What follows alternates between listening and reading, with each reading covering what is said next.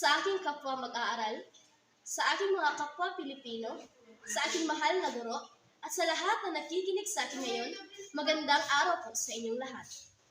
Ako po si Marian Jean Silayasan, Pilipino ang dugo, Pilipino ang wika, at Pilipinas ang bansa.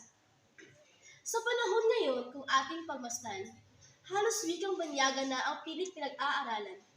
E paano naman ang ating wikang kinagisnan? Ang wikang Filipino na ipinaglaban ng ating mga ninuno, hahayaan na lang ba natin na ito'y biglang maglaho?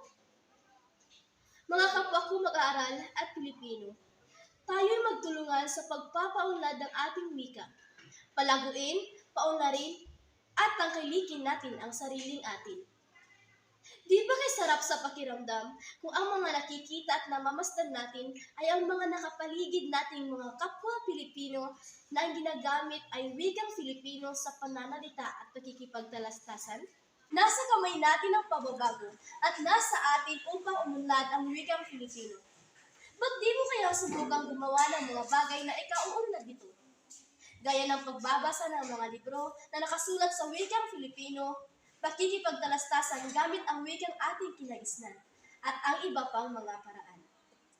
Ayon sa kasabihan ni Dr. Jose Rizal, ang hindi marunong magmahal sa sariling wika ay higit pa ang amoy sa malansang isda. Muli, ito po si Marian Jean Silayasan na nag-iiwan ng katagang, mahalin natin ang ating wika gaya ng pagmamahal natin sa ating kapwa.